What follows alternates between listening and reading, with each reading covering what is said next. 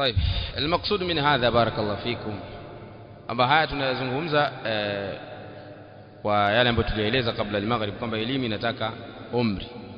Kawaambia hapa elimu ya kidunia mtu akisoma mpaka form 4 ametumia miaka 12 na tunawafikiana kwamba bado si msomi. Na elimu anayosoma ni mawazo ya fulani na fulani. Sasa elimu hii iliwekwa na Mtume alayhi salatu wasalam, pewa wahi kutoka kwa Allah na ukaandika juu yake wanawachuoni. Ni elimu inahitaji miaka mingi. Nadhani kwa uchache huo nilioueleza nimepata taswira ya namna gani. Sababu hivyo nilivyoeleza, piga mfano kuna kila elimu ndivyo ilivyo. Kuna zingine si ndefu, kuna zile elimu zingine si ndefu, lakini takriban kuna kila elimu kuna vitabu vya wanaoanza, vitabu wanafunzi wakati na kati, na vitabu vya watu watu wa juu. Sio kama ni wanawachuoni hao. Yaani wewe ukisoma kwa nahwu kaenda mpaka alfia, wewe si mwanawachuoni wa nahwu bado. Sababu alfia mwenyewe ameandika ni khulasa, aliandika beti 1400 akazifupisha zikabaki 1000 kwa watu wavivu kama sisi. Ndio hiyo alfia. Kwa hiyo ni kitabu cha kawaida tu kwenye nahwu. Ina maana wewe ndio kwenye nahwu wewe ni mtu lughawi, bado kwenye lugha ni mtu wa kawaida. Kwa hiyo kwenye kila elimu kuna hivyo viwango. Kuna swali niliuliza nakali limewasumbua watu wengi hapa. Swala mwanamke amefanya jimaa na mume wake kisha akaoga janaba. Baada ya hapo akiwa katika swala manii kamtoka. Ile iliyokuwa imeingia.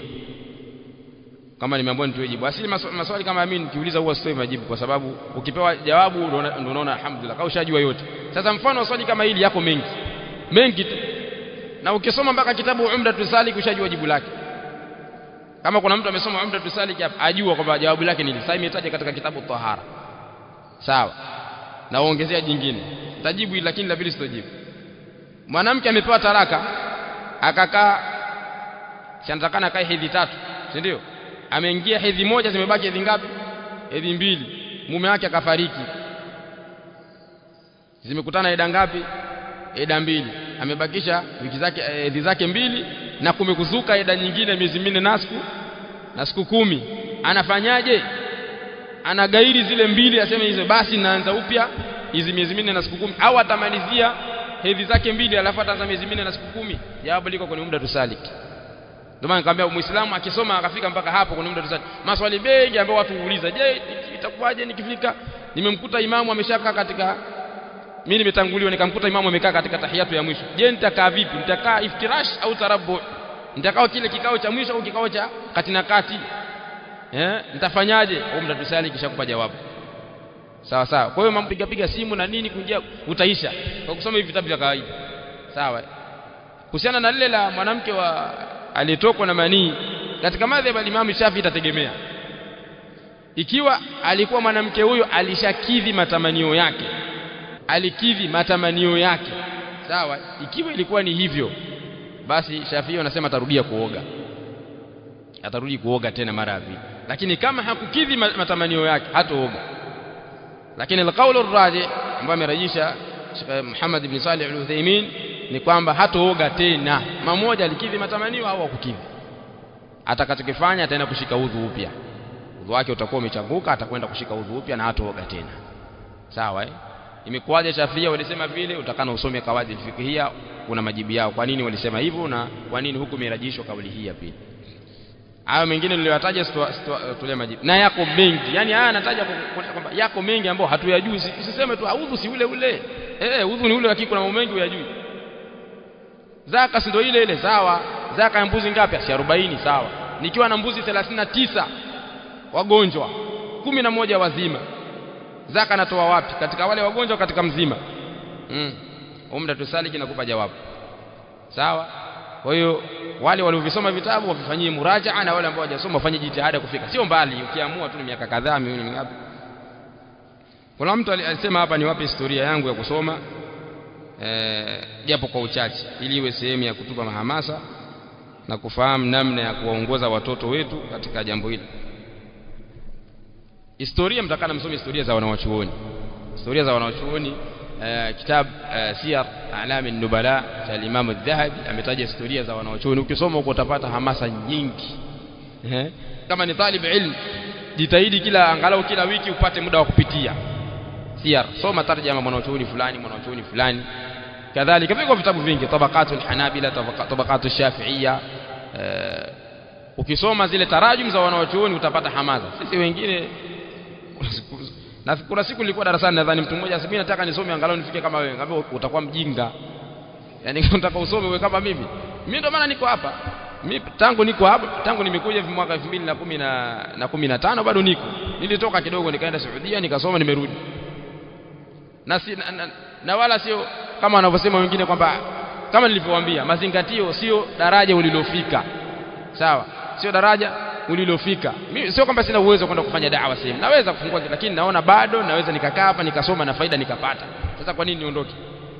Nadhani kwa utaratibu ambao nimeueleza amshaelewa kwamba kwa nini bado niko hapa. Sawa, bado niko hapa na Sheikh amenisomesha na naendelea kusoma kwake, na wako walimu wengine wamenisomesha hapa. Lugha ya Kiarabu nimejifunza kwa Sheikh Abu Nufail, lakini nimesoma kwa Sheikh Abu Al-Aliya, Allah muhifadhi, ametusomesha hapa juzuu za Arabic course zile 3 tumesoma kwake. Tumesoma Jurumia kwa Sheikh Semi, tumesoma Durra kwa Sheikh, tumesoma Mutammima. Sasa ndio tayari nishakuwa Sheikh mkubwa. Sheikh hawezi kunisomesha alfia, pamoja na kwamba alfia nimeisoma Jamia, sawa sawa nimesoma, lakini je ndio Sheikh hawezi kunisomesha? Sheikh akifungua Mungu ni nabii, siwezi kusoma kwake, kwani nimeisoma Jamia? Sawa. Kwa hiyo mimi kiufupi nimepiga shortcut tu. Sawa, nilikuwa kama nyinyi, baadaye mimi nimesoma huko katika masekula mpaka form 6 Moshi Technical combination ya PCB, na sikufeli. Kama unaona kwamba wewe utakuwa ulifeli kwa hiyo maisha yashakushinda ukaamua ngoja ukimbilie kwenye dini, sikufeli.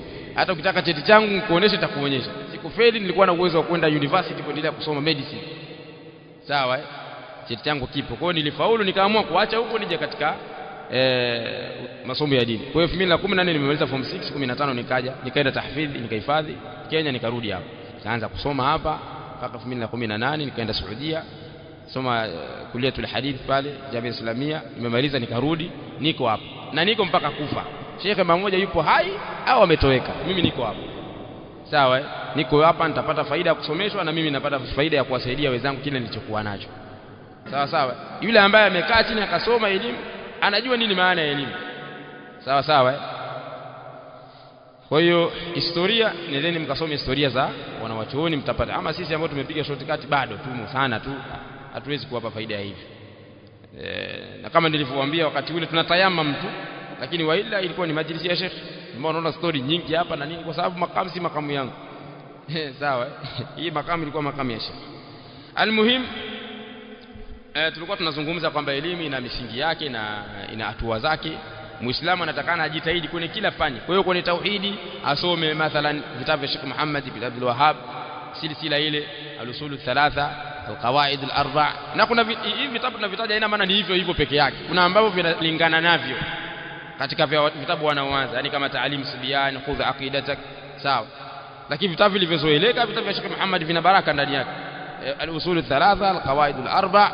Hapa kwetu soma soma kwanza shurutu la ilaha illa Allah, unasoma al-usul al-thalatha, al-qawaid al-arba', al-usul al-sitta mpaka nawaqid al-islam. Huyo ni mwanafunzi aliyesoma tamhidi ya hapa. Akitoka hapo katika akida na kwenda mustawa kwanza, atakutana na kitabu tauhid pamoja na masailul jahiliya. Sawa, atayasoma haya. Akimaliza anapanda kidogo, atakutana na kitabu kashfu shubuhat. Sawa, kashfu shubuhat. Kina atakuja atasoma kitabu kile cha Sheikh Muhammad bin Salih Al-Uthaymeen katika al-asma wa sifat al-qawaid al-muthla. Atakuja atasoma al-aqidatu at-tahawiyya. Akipanda zaidi atasoma al-aqidatu al-wasitiyya. Sawa. Baada hapo kuna vitabu vingine vikubwa kama Fathul Hamawiyya al-Kubra wa Aqidat at-Tadmuriyya, Ittibaa Siratul Mustaqim ya Ibn Taymiyyah. Sawa, lakini atatakana pia asome makundi, asome firaq, ajue Mayahudi na Manasara, asome na makundi mengine ambayo yanajinasibisha katika Uislamu, Sufia, Khawarij, Qadariyya, Murji'a, Mu'tazila, asome hayo makundi, atayasoma. Sawa. Kwa hiyo mwanafunzi akisoma mpaka afika mustawa 5 katika upande wa tauhidi, hivi vyote tunavyohitaji atakuwa ameshalisoma. Vimo hapo katika manhaju dirasa. Haina maana huyo sasa asomesheki eti tayari ashakuwa. Wewe ukijiona kwamba kwa mimi najua siwezi kukaa chini ya mtu, yani hapo wewe ndio unaonyesha kama wewe ndio mjinga wa mwanzo. Yani elimu utakaposoma ukajiona mimi sasa najua, hapa niliko alhamdulillah, yani wewe ndio kwanza unaanza. Sababu kama tumetanguliza maneno ya Imam Ash-Shafi, aliposema man dakhala fi rubu' al-awwal takabbar, atakaingia katika robo ya kwanza elimu anajikweza na anaona kwamba la yujadu alimun siwa, kuna mtu anayejua kama yeye. Akiingia kwenye rubu ya pili tawadha, anajishusha mwenyewe, kwa sababu alima anna ma yajhaluhu akthar mimma ya'lamu, atajua kwamba yale ambao hayajui ni mengi zaidi kuliko asiyejua. Ama rubu thalith akishaingia akthara min qawlihi la adri, kila akiulizwa atakuwa anasema sijui, kwa sababu limaarifatihi bil khilaf, sababu ya kujua khilaf baina wanachuoni. Lidhalik al-Imam Malik aliulizwa mas'ala 40, mtu amekuja kutoka mjini kwao na mas'ala 40, akamuuliza fa ajaba fi 8, akajibu Imam Malik mas'ala 8 peke yake, 32 hajajibu, 32 yote hajajibu. Yule mtu anamuuliza sasa itakuwaje nikirudi kwetu nitawaambiaje? Imamu wewe, anta imamu dunia, wewe ni imamu wa duniani, imamu mkubwa, alafu 32 maswali yote hujajibu. Asema nani akawaambia hivi, Imam Malik amesema hajui. Al-Imam Malik huyo unamsikia huyo, masala 32 asema mwambie hajui. Lakini wewe ungeuliza pengine ungejibu. Kwa sababu gani? Elimu yako ndogo, waona kwamba hili sahali tu. Ndio pigia mfano juzi wakati tunasoma Safina kwamba siku moja niko na halaka Sheikh Abdul Muhsin Al-Abbad, akaulizwa mtu ametokwa na upepo baada ya kutoa salam na kabla ya sijida tusahau, alikuwa anatakana alete sijida ya kusahau baada ya salam. Sasa ile ametoa salamu alaykum wa rahmatullah, salamu alaykum wa rahmatullah, akatokwa na upepo kabla hajasujudu sijida ya kusahau. Je, afanyeje? Je, mnasemaje? Basi imetosha akashike udhu aje ilete sijida tusahau au aanze swala yake upya? Mara eko wewe sasa kikutokea wewe unafanyaje? Si ndio lazima afiki, si ile tu udhu si ule sawa udhu, unafanyaje hapo? Lile swali Sheikh Abdul Muhsin alisema la adiri, kwanza litafakari qult, swali likarudiwa, akafikiria akasema la adiri. Wewe singekosha jibu. Unaona, ndio maana Imam Shafi akasema atakaingia katika robo ya tatu akthara min qawlihi la adri, atakithirisha kusema sijui kila inachoulizwa hicho, kwa sababu ya kujua khilafu ilikuwa baina ya wanawachuoni. Ama rubu arabi fala yudriku ahad, ama robo ya 4 hakuna anayefika hapo. Hiyo ni ilmu iko kwa Allah subhanahu wa ta'ala. Almuhimu ilikuwa kwamba swala la historia zifuate kusoma historia za wanawachuoni, na kitabu nishawatajia Siyar A'lamin Nubala. Sasa wale ambao hawajui Kiarabu sasa ndio mtihani unakuja hapo. Lakini nadhani sijui kama historia pengine labda wazungu watakuwa wameandika naweza mkafuatilia, lakini historia mimi najua zinasomwa kwenye vitabu hivyo vya wanawachuoni kama Siyar A'lamin Nubala ama Hilyatul Awliya ya Abu Nu'aym. Sawa. Wewe anauliza kuhusiana na tablighi na wao wanatumia hadithi ile wa majtamaa qaumun fi baitin min buyuti la yatluna kitaba Allah wa tadarasunahu bainahum illa nazalat alayhim sakina, kwamba na wao wanapata utulivu.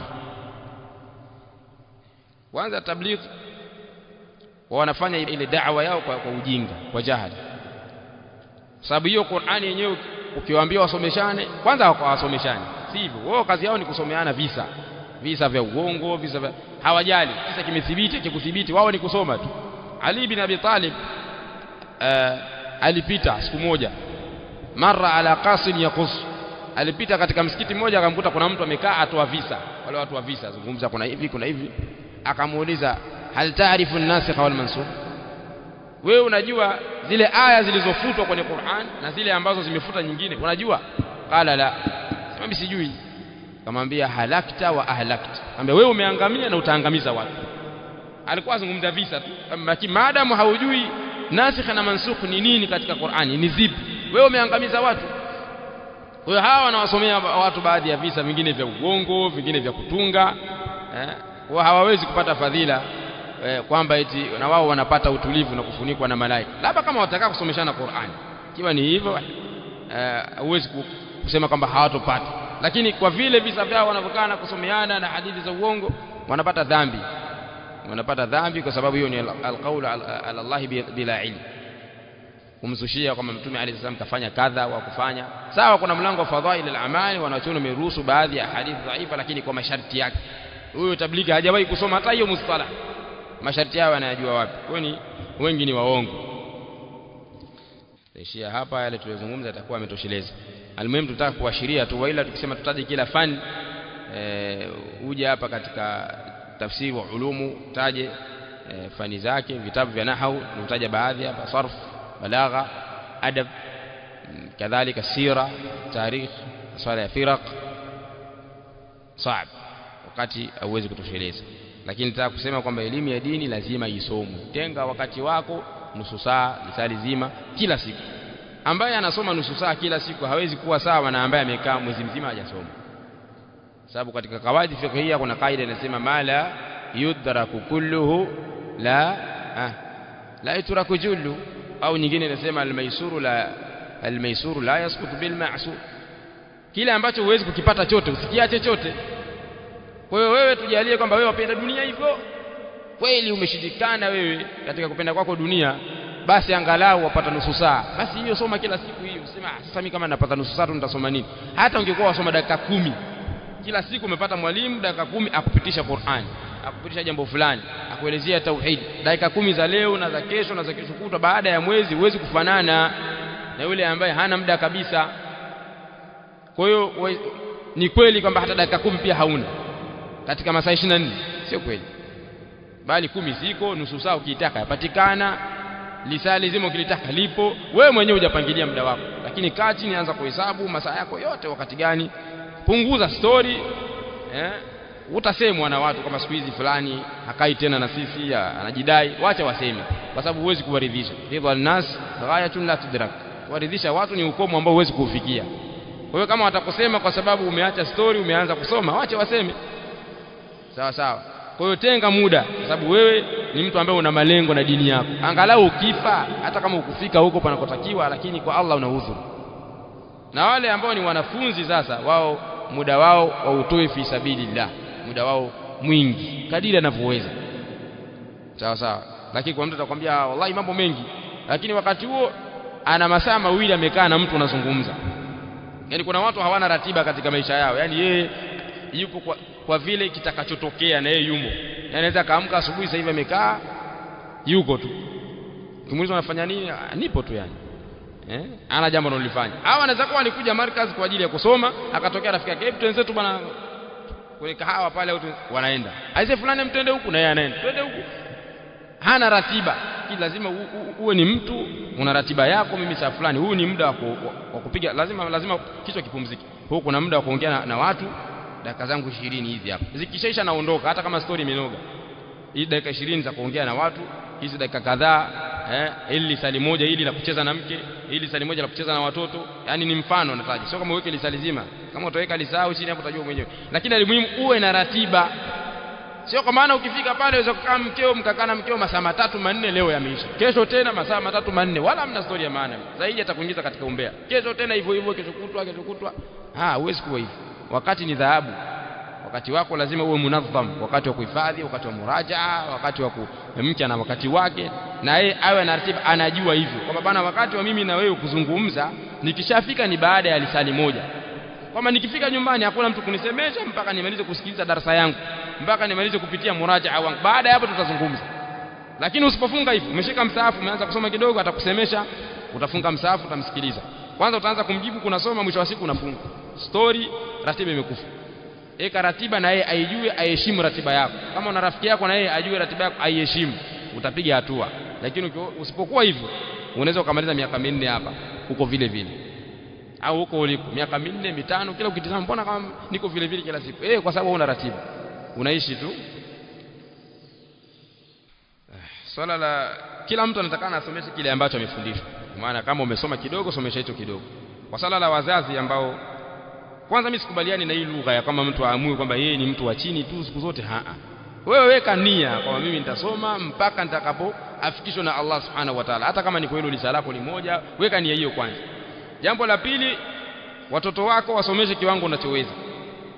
Umesoma kaida nurania, umeielewa, hakikisha mtoto wako kaida nurania amesoma kwako. Sio anaenda kusoma madrasa. Kwa madrasa aende kukazia. Lakini kaida nurania usimwachie mwalimu. Mwalimu akachukua hizo thawabu. Kila akisoma suratul Fatiha mwalimu anapata. Na wewe ulikuwa na uwezo kumsomesha, msomeshe mwanao.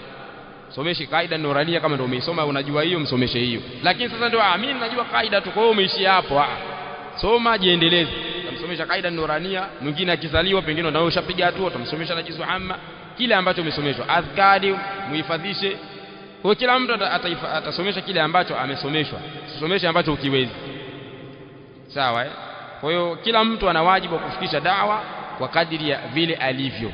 Unajua da'wa salafia kumueleza mtu kwa japo akaielewa, mueleze. Watoto wako unaweza kuwasomesha, usomeshe. Mkeo unaweza msomeshe kwa kiasi unachokiweza. Kile usichokiweza basi utawaachia walimu watalifanya hilo. Lakini na wewe eka nia ya kupiga. Kwa nini uridhike yani kwa umeamua kuwa chini? Kwa nini? Kwa nini yani? Inawezekana ukasoma na kazi yako na ukawa mtu wa maana. Uwezekano huko. Kama unaweza kupata kwa siku masaa 3 mfano, ukadumu nayo ndani ya miaka 20. Unafikiri utakuwa hivi? Unaweza kuwa umepiga hatua kuwashinda watu wengi tu, hata ambao wengine wako wanasoma. Usiridhike na kuwa chini. Siku ya kiyama watazama wenzako wale wako mbali sababu ya elimu. Sawa sawa. Yani mfano tujalie nyinyi nyote hamjui suratul Fatiha hapa. Alafu mimi nikawasomesha. Sawa Mkatoka mnajua suratul. Mkienda kuswali swala zote 5 mimi nina thawabu. Swala zenu 5. Na nyinyi kila mmoja huyu ana wanafunzi 100, yule ana 120, yule ana 50, mnapata za wale wanafunzi wenu kwanza na za kwenu nyie. Na wale wanafunzi kwa wanafunzi wao naanzia huko. Tunaenda hivyo hivyo. Haikatiki chain mpaka kiyama. Sasa wewe umeamua kwa umeshindwa mambo yote, hata Qur'ani pia basi jifunze hata Qur'ani uweze kuisomesha. Khairukum man ta'allama al-Qur'ana wa 'allama. Hata hapo basi. Lakini siku ya kiyama watu watakuwa wanawaangalia wenzao, umeona yule fulani kule amekuacha kwa sababu ya elimu. Wewe usiridhike na kuwa mjinga kwamba bana si ndo maamuma. Kwa nini? Kwani akili kama akili imekuni mwenda wazimu au umeshakuwa mzee kiasi kwamba haufahamu hili jambo jingine. Lakini bado akili inaweza kusikia mambo na ukafahamu. Soma. Mbona mambo mengi tuyajua tu, mtu amekaa na kuelezea habari ya mpira na wachezaji wake na mambo wanaolipwa na nini. Lakini wakati huo ukimwambia haya njoo sasa katika udhu. Udhu una nguzo ngapi? Mambo yapi ya wajibu, yapi sio ya wajibu? Je, ikitokea mtu alikuwa anashika udhu akafika katikati amechanganyikiwa. Hivi nimeosha mkono kushoto au kulia? Hajui anafanyaje? Au alijichanganya akaanza kuosha mkono wa kushoto kwanza kabla ya wa kulia. Anataka anafanyaje? Aanze udhu au aoshe kwanza mkono wa kushoto? Ameshamaliza udhu mpaka mwisho anakuja kutamaki mkono wa kushoto akuosha. Anafanyaje? Anarudia wa kushoto kisha anaenda kuswali au anarudia wa kushoto na anaendelea na kulia tena au anafanyaje? Huna majibu. Lakini unajua majina ya wachezaji wa mpira. Alafu siku ya kiyama umwambia Allah mimi nilikuwa maamuma. Ndio hivyo? Sio hivyo. Huko lazima wa sisi kusoma dini yetu. Na njia za kusoma sasa hivi ziko nyingi, vyuo vimefunguliwa kila mahali. Masalafa alhamdulillah wanajitahidi kufungua vituo, wanaleta walimu, kaa usome. Imeshindikana umekosa mwalimu, wewe tafuta namna ziko nyingi. Hata kama ni online au alimuhimu wewe unatakana usome. Sawa sawa. Kama unaweza kumtafuta mwalimu akaja kukusomeshea mtoto nyumbani, tafuta mwalimu wa dini aje akusomeshee nyumbani, akusomeshe wewe na familia yako. Sasa kuna watu wanaridhika, alhamdulillah mimi watoto wangu nimewapeleka markazi wanasoma, sawa. Alafu swala yako wewe Allah akikuuliza utajibuje? Wao wana swala yao, utaulizwa kwa nini kuwasomesha. Na wewe hapo una swala yako wewe. Utakwenda kuulizwa kwa nini uliswali ukiwa ni mjinga. Unataka kulipe nani swala hiyo? Wewe pia huwezi kukubali mtu akaja kazini kwako, bana mimi sijasoma uinjinia, nipe gorofa nijenge. Alafu anataka alijenge na umpe na hela. Utakubali? Hauwezi kukubali. Kwa nini unataka Allah wewe uswali tu hivyo hivyo na elimu ya swala hauna alafu akupe thawabu? Kwa nini? La yumkin. طيب نيشي hapa subhanakallahumma bihamdika ashhadu an la ilaha illa anta astaghfiruka wa atubu ilayk.